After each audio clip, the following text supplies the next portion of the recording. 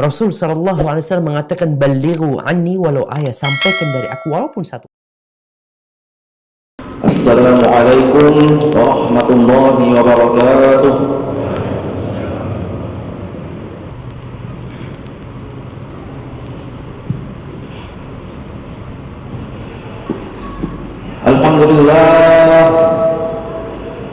Alhamdulillahilladzi arsala rasulahu bil huda wa dinil haqq liyudhhirahu 'ala ad-din kullihi wa kafaa billahi shahida. Ashhadu an la ilaha illallah wahdahu la sharika lahu وأشهد أن سيدنا محمدا عبده ورسوله.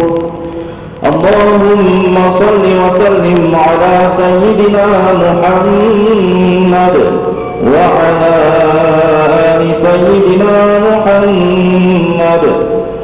أما بعد فيا أيها الناس اتقوا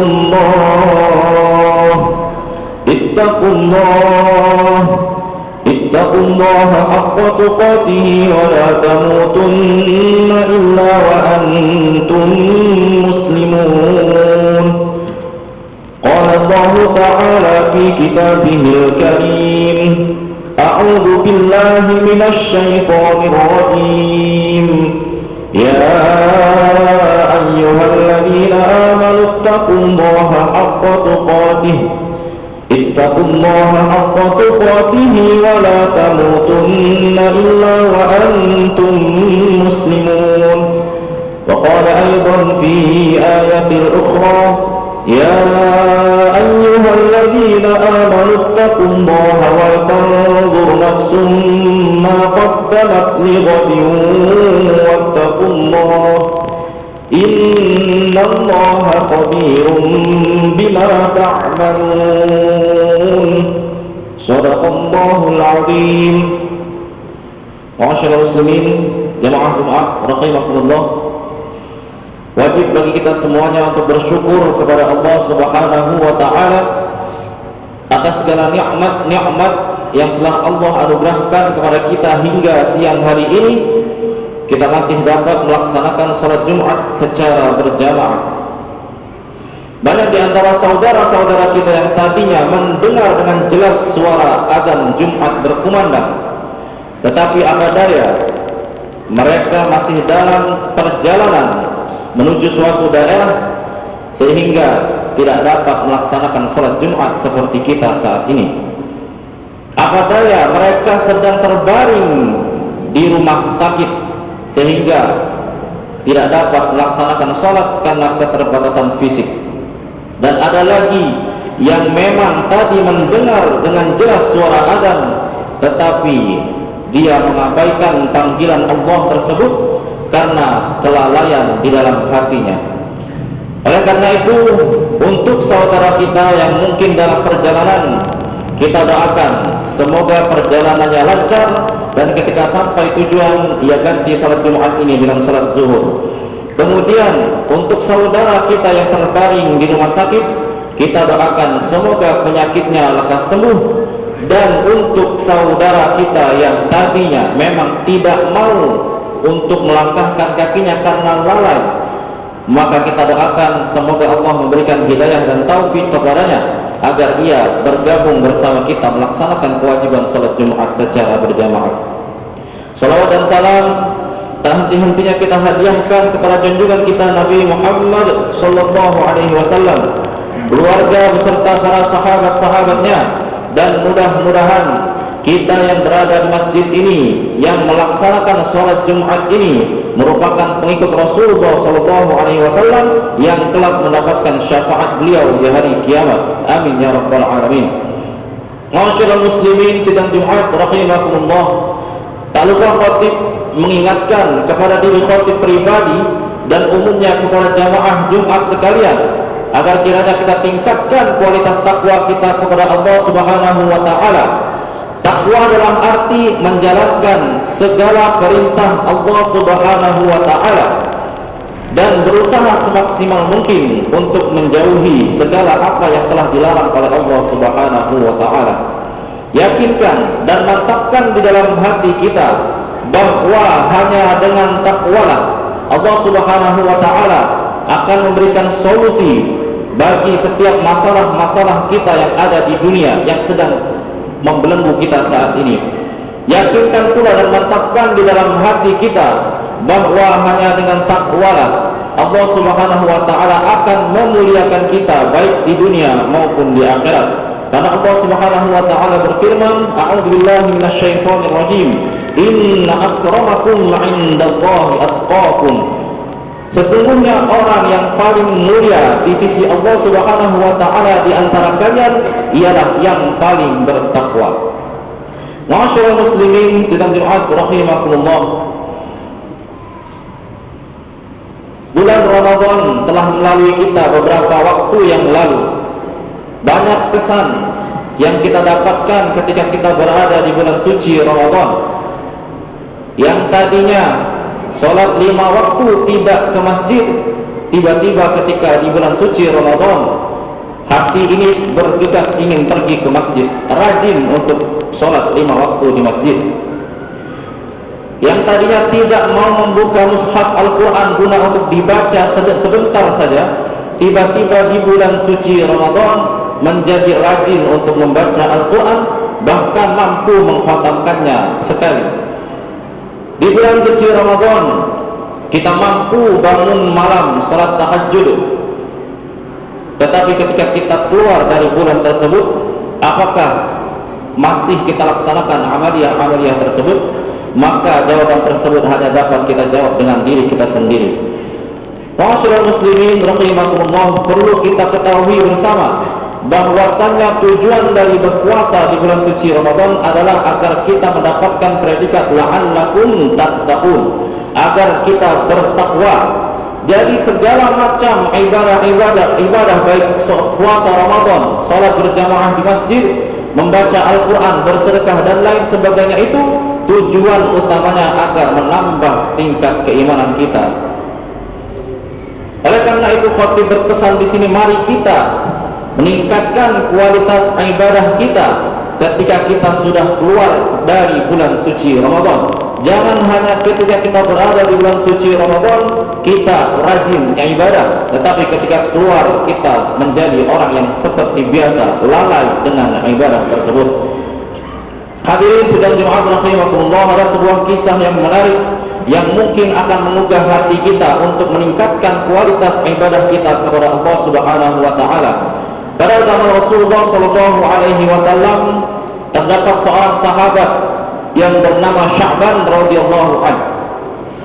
Sya'ban radhiyallahu anhu merupakan sahabat Rasulullah yang sangat rajin beribadah. Setiap kali beribadah, setiap kali dia sholat berjamaah, ia selalu mengambil posisi bagian kanan di masjid supaya agar dapat memudahkan orang lain atau sahabat-sahabat yang lain untuk lewat. Rasul dan para sahabat sudah mengetahui kebiasaan Sya'ban tersebut dan sudah memaklumi hal tersebut. Suatu hari di waktu subuh, Rasulullah sallallahu alaihi wasallam ketika hendak melaksanakan salat subuh bersama sahabat, beliau tidak melihat Sayyidina Sya'ban berada di saf kanan seperti biasanya. Seketika Rasulullah bertanya kepada para sahabat yang lain, apakah kalian tahu di mana Sya'ban? Kemudian sahabat yang lain menjawab, tidak tahu ya Rasulullah. Kemudian Rasulullah berinisiatif untuk menunggu sejenak, mungkin barangkali Sayyidina Sya'ban terlambat atau masbuk. Jadi salat subuh pada saat itu dihentikan sebentar hanya untuk menunggu Sayyidina Sya'ban. Namun sudah berapa lama Rasul menunggu, tidak kunjung datang Sayyidina Sya'ban. Akhirnya Rasulullah dan para sahabat melangsungkan salat subuh berjamaah pada saat itu tanpa Sayyidina Sya'ban. Setelah salat usai, dilihat di saf pertama, kedua dan ketiga tidak ada Sya'ban radhiyallahu anhu. Akhirnya Rasul bertanya, adakah di antara kalian yang tahu di mana rumah Sya'ban radhiyallahu anhu? Ada seorang sahabat yang menjawab, saya tahu ya Rasulullah. Akhirnya mereka bergegas untuk pergi ke rumah Sya'ban dari Masjid Nabawi pada saat itu. Alangkah terkejutnya Rasulullah dan para sahabat saat itu, ternyata perjalanan dari Masjid Nabawi menuju rumah Sya'ban adalah menempuh perjalanan kaki selama 3 jam perjalanan. Rasul dan para sahabat terkejut betapa rajinnya Sayyidina Sya'ban 5 waktu sholat ke masjid menempuh 3 jam perjalanan kaki.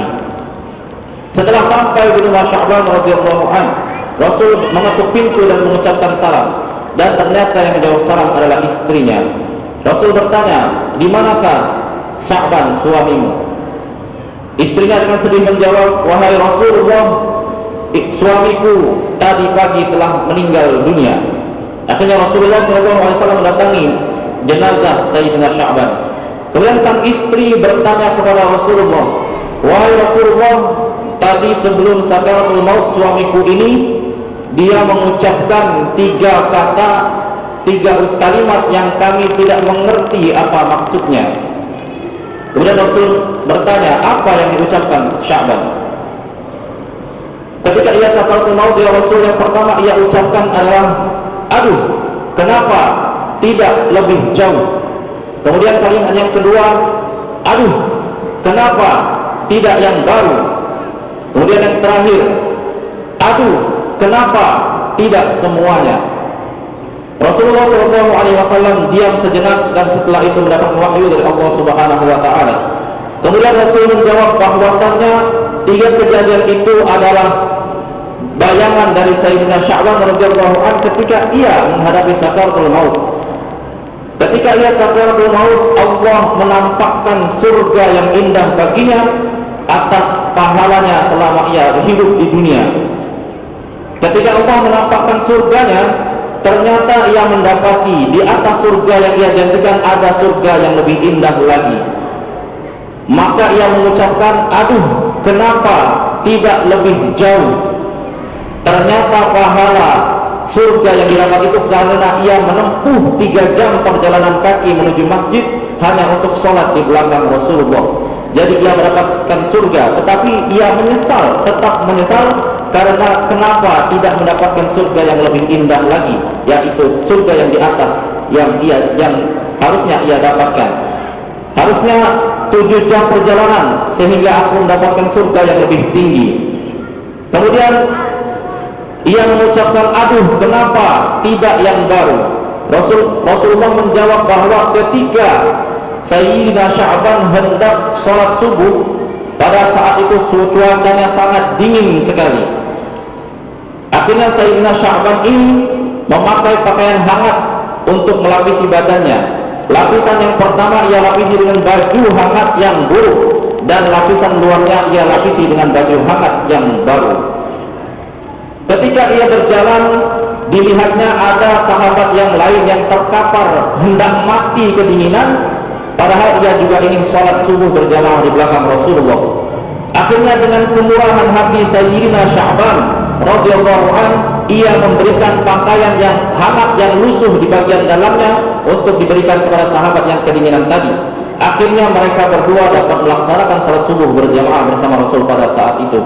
Allah menampakkan surganya atas kebaikannya memberikan jaket atau pakaian hangat yang buruk itu berupa surga. Tetapi ia terkejut, ternyata di atas surga yang dijanjikan Allah masih ada surga yang tingkatnya lebih indah lagi. Akhirnya ia mengucapkan, "Aduh, kenapa tidak yang baru saja? Kenapa tidak pakaian yang baru saja yang aku berikan sehingga surgaku lebih tinggi?" Kemudian ucapan yang terakhir, "Aduh, kenapa tidak semuanya?" Jadi ketika itu ada seorang pengemis yang datang di hadapan Sya'ban meminta makanan yang ada di tangan Sya'ban.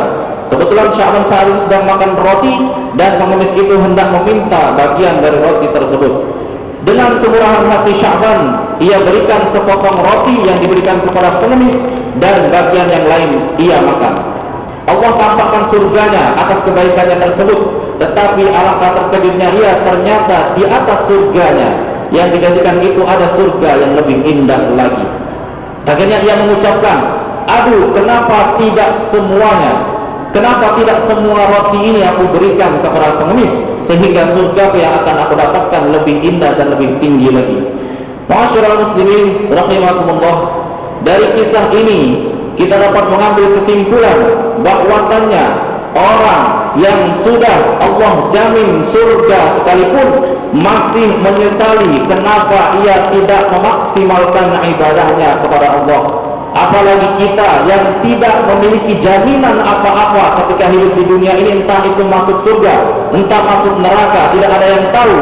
Maka bagi diri kita adalah kita wajib untuk meningkatkan ibadah kita kepada Allah. Niatkan ibadah kita hanya untuk Allah. Jangan niatkan ibadah kita untuk pamrih di hadapan manusia. Oleh karena itu, di kesempatan yang singkat ini, mari kita perbaiki ibadah kita.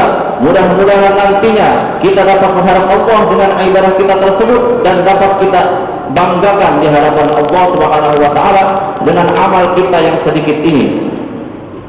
Mungkin di antara kita masih ada yang merasa pahala kita itu memang sudah banyak, merasa sedekah kita sudah banyak, sholat kita sudah banyak, tetapi kita masih merasa ragu di dalam hati kita, apakah dengan amal ibadah kita itu kita dapat masuk ke dalam surga.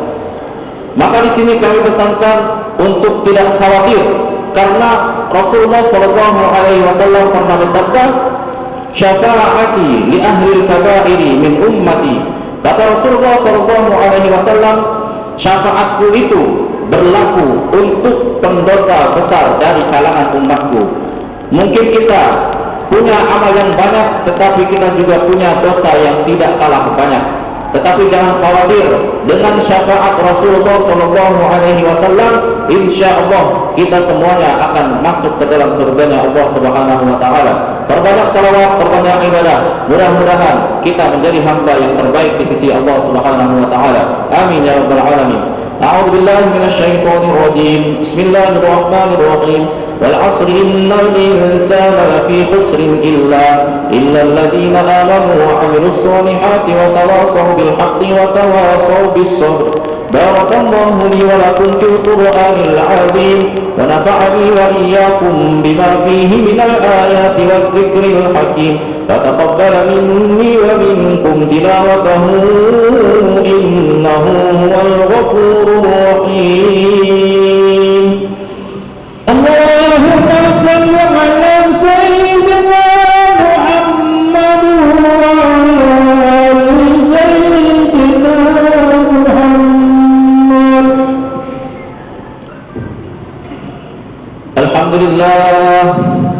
Alhamdulillah ala ihsanihi wa syukru lahu ala tawfiqihi wa imtinanihi. أشهد أن لا إله إلا الله وحده لا شريك له وأشهد أن سيدنا محمدا عبده ورسوله. اللهم صل على سيدنا محمد وعلى آل سيدنا محمد وعلى أنبيائك ورسلك وملائكة المقربين. أما بعد، فيا أيها الناس اتقوا الله حق تقاته ولا تموتن إلا وأنتم مسلمون. واعلموا أن الله أمركم بأمر عظيم، أمركم بالصلاة والسلام على نبيه الكريم. قال الله تعالى: إن الله وملائكته يصلون على النبي يا أيها الذين آمنوا صلوا عليه وسلموا تسليما. اللهم صل على سيدنا محمد وعلى آل سيدنا محمد كما صليت على سيدنا إبراهيم وعلى آل سيدنا إبراهيم وبارك على سيدنا محمد وعلى آل سيدنا محمد كما باركت على سيدنا إبراهيم وعلى آل سيدنا إبراهيم في العالمين إنك حميد مجيد. اللهم اغفر للمؤمنين والمؤمنات والمسلمين والمسلمات الأحياء منهم والأموات برحمتك يا أرحم الراحمين. اللهم أعز الإسلام والمسلمين وأذل الشرك والمشركين وانصر عبادك الموحدين وانصر من نصر الدين ودمر أعداء الدين وعن كلماتك إلى يوم الدين. اللهم ادفع عنا البلاء والوباء والزلازل والمحن وسوء الفتنة والمحن ما ظهر منها وما بطن عن بلدنا هذا خاصة وسائر البلدان المسلمين عامة يا رب العالمين. ربنا ظلمنا أنفسنا وإن لم تغفر لنا وترحمنا لنكونن من الخاسرين. ربنا آتنا في الدنيا حسنة وفي الآخرة حسنة وقنا عذاب النار والحمد لله رب العالمين. عباد الله، إن الله يأمر بالعدل والإحسان وإيتاء ذي القربى وينهى عن الفحشاء والمنكر والبغي يعظكم لعلكم تذكرون. فاذكروا الله العظيم يذكركم واشكروه على نعمه يزدكم واسألوه من فضله يؤتكم ولذكر الله أكبر والله يعلم ما تصنعون.